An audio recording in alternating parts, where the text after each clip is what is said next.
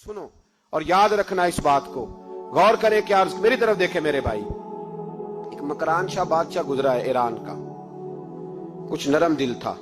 वो ना सैर करने निकला, दरमियान में पुल आता था, एक दरिया था, उसका पुल था और पुल के उस पार जंगल था, सब्जा था, सैरगाहें बनी हुई थी। बादशाह वहां 2-4 दिन रहने का इरादा किया। जब बादशाह वहां पहुंचता है ना मकरान शाह, तो उसने देखा कि वहां 2-3 दिन कयाम करना है, झील है, सैरगाह है, वहां उसने रुकने का प्रोग्राम बना लिया।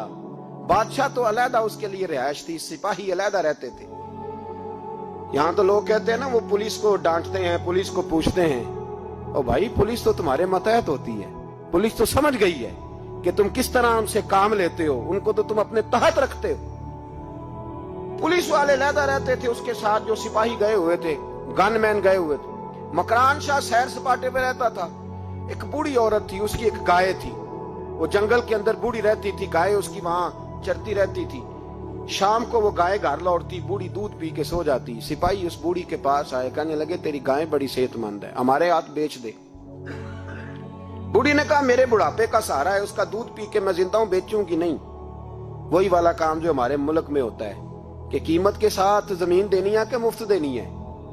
जब बड़े आदमी को पसंद आ जाती है तो कहते हैं मोहलत देनी है कि मुफ्त देनी है, तो देनी पड़ती है, गरीब है, क्या करे, मजबूर है, मजलूम है। कहा बूढ़ी औरत से सिपाहियों ने बेच दे, कहा नहीं, कहने लगे नहीं बेचेगी तो हम ले लेंगे। उस औरत की गाय जबरदस्ती सिपाही ज़िबा करके खा गए। बूढ़ी ने बादशाह तक पहुंचना चाहा, लेकिन उसको पहुंचने न दिया गया, मना कर दिया गया, उसकी रसाई ना हो सकी, गरीब औरत थी।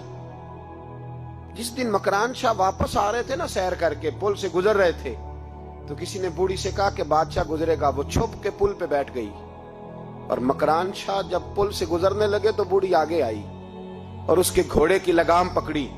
ऐसा जुमला कहा कि मकरान शाह चकरा के जमीन पे गिरा और बूढ़ी कहने लगी मकरान शाह, तेरे सिपाही मेरी गाय ज़िबा करके खा गए हैं, तू बता उसका हिसाब इस पुल पे खड़े होके देना कि पुल सिरात पे देना है?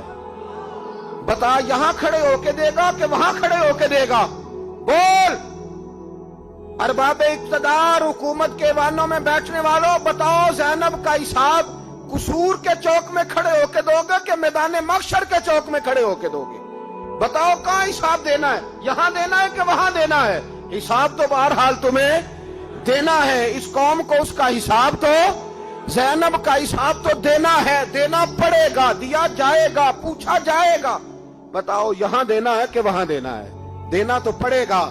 यहां दोगे तो हो सकता है कयामत में बच जाओ, और अगर यहां नहीं दोगे तो वहां लटका दिए जाओगे, रुसवा किए जाओगे, पूछा जाएगा। मकरान शाह चकरा के गिरा जमीन पे और गिर के कहने लगा बीबी मैं वहां हिसाब नहीं दे सकता, दो देना यही ले ले, जो लेना यही ले ले, आ जाओ, आ जाओ, वक्त है, गुंजाइश है, मोहलत के दिनों में तौबा कर लो, पलट आओ, अल्लाह के हुजूर हाजिर हो जाओ। इस मुआशरे को सफाई की जरूरत पड़ गई है। इस मुआशरे में हर आदमी अपना किरदार अदा करे, जालिम के खिलाफ उठे, बेहयाई, फहाशी, उरियानी, बदनिगाही, इसके खिलाफ उठे। हजरत अमीर मुआविया रदी अल्लाह ताला अन्हु अपने दौरे हुकूमत में बाहर निकले। एक बीबी बापर्दा औरत बुरके में गली में घूम रही थी, बुरका डाल के। हजरत अमीर मुआविया दौड़ के मस्जिद चले गए, रोने लगे, कहने लगे सहाबा के जमाने में ये औरतें गली में आ गई हैं, हमारे दौर में ही आ गई हैं, कहीं अल्लाह का कहर नाजिल ना होते। हालांकि वो बापर्दा थी बीबी। यहां तो बड़ी डटाई के साथ फ्रंट सीट पे बेपर्दा औरत को बिठाया जाता है और दलीलें दी जाती हैं कि हम पढ़ लिख गए, FSC और BSc हमारी तालीम है, हमारे पास अभी ताजी तो कार आई है, तो बताएं ना कि जो कार पे बैठी है वो कार की मालकन है।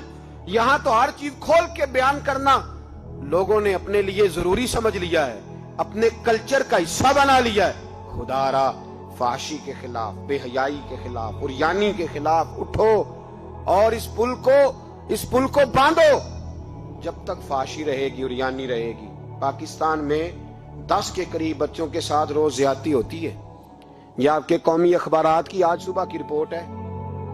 ये तो वो चीजें हैं जो खुल के बाहर आ गई, और इसके अलावा जो बेहयाई के अड्डे खुले हुए हैं, न जाने उनकी तादाद कितनी, किस कदर ज्यादा जुल्म हो रहा है। मेरे रसूल पाक सल्लल्लाहु अलैहि वसल्लम ने फरमाया, जब कोई जिना करता है तो ईमान उसके सीने से निकल जाता है उसके सीने से। आंखों पर पर्दा होना चाहिए, कानों पर पर्दा होना। और अगर ज़ैनब के कत्ल के बाद भी किसी के मोबाइल में गंदी तस्वीर है और उसके कत्ल के बाद भी बेहयाई के गाने उसके मोबाइल में हैं, तो फिर वो रस्म के आंसू ना बहाए, फिर वो सिर्फ 2 मिनट के लिए आगे बढ़ के मरसिया खाना बने, वो फिर शायर और अदीब बनने की कोशिश ना करे, वो फिर अपने हिस्से का जुमला लगाकर अपने आप को फेसबुक पे एक्टिव रखने का तमाशा ना करे। क्या मतलब हुआ इन चीजों का? अगर अभी भी बुराई के खिलाफ नहीं उठना, बेहयाई और फाशी के खिलाफ नहीं उठना, मेरे अजीजों, आखिरी बात सुनना और इसको हमेशा याद रखना। मेरे नबी पाक सल्लल्लाहु अलैहि वसल्लम ने फरमाया है, किसी एक मुसलमान के कत्ल में अगर अहले जमीन अहले आसमान सारे भी शरीक हो जाएं, सारे, तो फरमाया हो सकता है अल्लाह सबको जहन्नम में डाल दे। इसलिए कि जो कत्ल है ना, कत्ल एक है ज्यादती और एक है फिर उसके बाद कत्ल।